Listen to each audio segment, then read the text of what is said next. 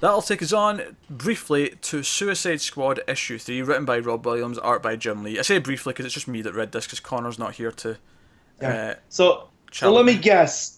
Despero shows up at the end of this one. No, I'm afraid there's no more. Uh, Well, actually, there's a surprise shop at the end, and See, I've I know it. forgotten. I've forgotten who it was now. Let me. Oh, Well, I man. remember them, but I forget the name of the team. Hold on. So for newer people that are watching this, I forgot to read an issue of Aquaman, and as Pete and Connor were talking about it, they say Superman shows up, and that's when I'm like, wait, are you guys just messing with me? And then I didn't read Suicide Squad last time, and they said Zod shows up, so I'm thinking that they're pulling pranks on me. No, without a doubt, both Superman shows up in Aquaman and Zod shows up in Suicide Squad 2. Yeah. So honestly, this wasn't as good as the last one. It was mostly just a lot of fighting because obviously Zod showed up at the end of the issue too, Yeah.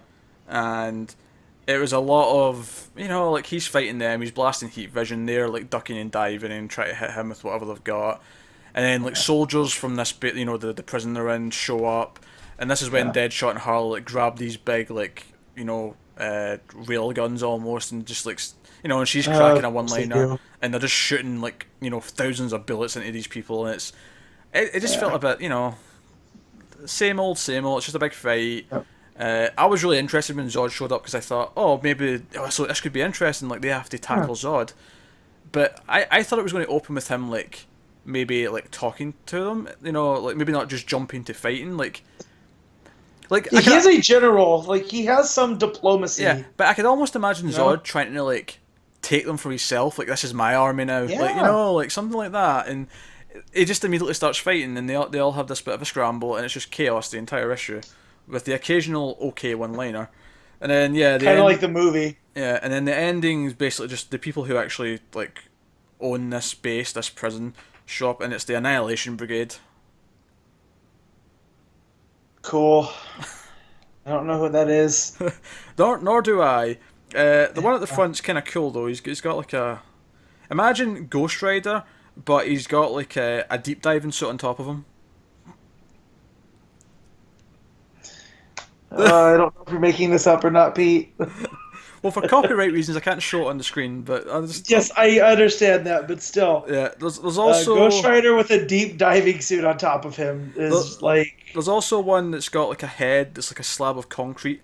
Imagine like do you know the alien head, the xenomorph from the movies. Yeah. But imagine, with concrete. but imagine it was concrete and it was also completely straight edges. So it was like, so it had a flat front with his face on it, and then it like goes back to a I'm point. almost not surprised it's not written by the author who must not be named. And then there's I don't even know what he looks like. He's one-eyed The Annihilation clay Brigade. monster Wow. thing, and then there's a red cloaked version of Raven with a what looks like the Infinity Gauntlet on. It's a weird concoction of villains. I'm not familiar with these ones. Not once during this segment have I been sorry I'm not reading this. Also, I've just noticed Uh-oh. the one who has the slab of concrete for a head, his speech bubble is a peanut. Like I don't mean the bubbles in the speech. It doesn't say anything. It's a square speech bubble, and inside the speech bubble is a drawing of a peanut. Are you sure you didn't stumble upon Harley Quinn? That sounds much more in her book. I'm not gonna lie. Given what Connor told us last week about it. Yeah, I'm not gonna lie. I'm pretty ready to just sort of say bye to this one. Yeah. The What was the backup this time? The backup was a Katana story, and it was basically That's just it was just basically a by the numbers. This is Katana's origin, and she's talking Soul to Taker, her husband. she's talking to Amanda Waller in present day, and it cuts back, and it's just kind of beat by beat what you'd expect over the like 6-7 pages or whatever it is.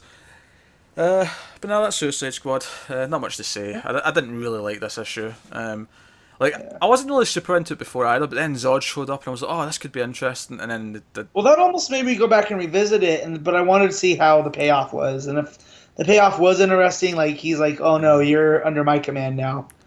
And that was all like Waller's plan that yeah, should get them legit Kryptonian military training. and And then they're going to shove them back into the Phantom Zone. but Like, so far it's just not really doing anything for me. And again, I'm feeling the length because it's like a 22-page book with a backup. It's like the main story's over really quickly. Yeah, that was my main problem with the first issue we read.